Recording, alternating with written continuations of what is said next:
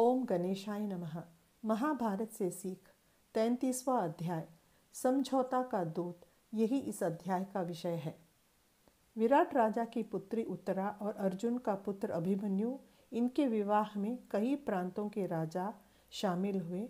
श्री कृष्ण और बलराम भी आए हुए थे।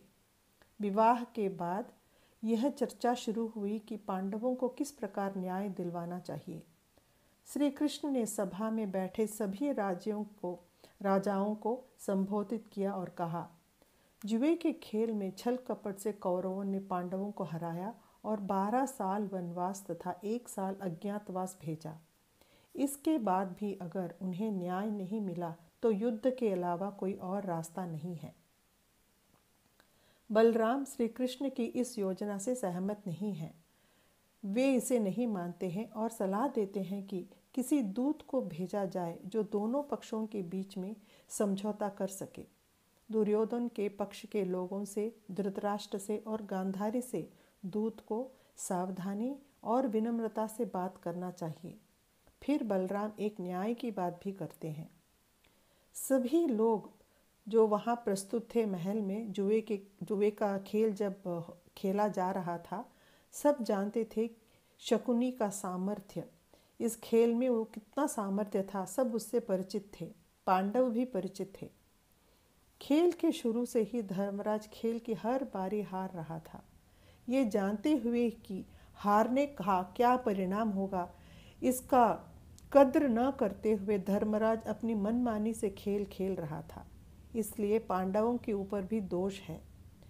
जिस किसी को भी दूत बना के भेजा जाएगा, उसे क्रोधित न होकर संयम से काम लेना है और ठंडे दिमाग से सोचकर जवाब देना चाहिए। इस सुझाव के खिलाफ कई राजाओं ने आवाज़ उठाई। द्रुपद सलाह देते हैं कि वे उसके पुरोहित को कौरवों के पास दूत बना के भेजेगा और दूसरी तरफ अन्य राज्यों के राजाओं के पास दूत भेजकर युद्ध के लिए सेना तैयार रखने के लिए कहेगा। श्री कृष्ण द्रुपद की सलाह से सहमत होते हैं और उसी प्रकार दूतों को भी भेजने के लिए कहते हैं। श्री कृष्ण वापस द्वारका लौटते हैं। द्रुपद अपने पुरोहित को बुलाकर हस्तिनापुर में किसके साथ कैसे बात करना चाहिए, ये बातें समझाते हैं। सबसे पहले भीष्म और द्रोणाचार्य से इस समझौता के प्रस्ताव को स्वीकृत करवाना चाहिए, ऐसे समझाते हैं द्रुपद उनके पुरोहित से, जो हस्तिनापुर जाने के लिए तैयार हैं। उसके बाद वे हस्तिनापुर चले जाते हैं। उसके हस्तिनापुर जाने के बाद द्रुपद, विराट और पांडव सब मिलकर आलोचना करना शुरू करते हैं। कई राज्यों के राजाओं के पास दूत भेजते हैं कि वे सब सेना देकर पांडवों की सहायता करें। द्रुपद का दूत जो हस्तिनापुर भेजा गया, वह कौरवों से मिलकर समझौता की फरमाइश पेश करता है और समझौता करने में कितना न्याय है और ये सबके लिए कितना अच्छा है, ये बातें बताता है तथा युद्ध से कितनी हानि हो सकती है और नाश होगा, ये बात भी समझाता है। भीष्म भी समझौता का सुझाव जो दूत ले आया है, उसकी बातों की सच्चाई को जानकर युद्ध को किसी भी तरह टालने का सुझाव देते हैं। लेकिन धृतराष्ट्र इस सुझाव को नहीं मानते हैं और संजय को पांडवों के पास दूत बना के भेजते हैं। धृतराष्ट्र संजय से पांडवों को कहलवाते हैं कि राज्य को वापस मांगे बिना ही वे समझौता कर लें। संजय भी ये खबर देने के लिए विराट देश की तरफ निकलता है।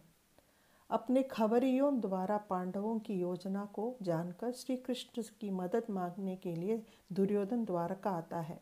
उसी समय उसी कारण को लेकर अर्जुन भी श्री कृष्ण से मिलने के लिए द्वारका आता है। श्री कृष्ण दोनों की मदद करने का वादा करते हैं।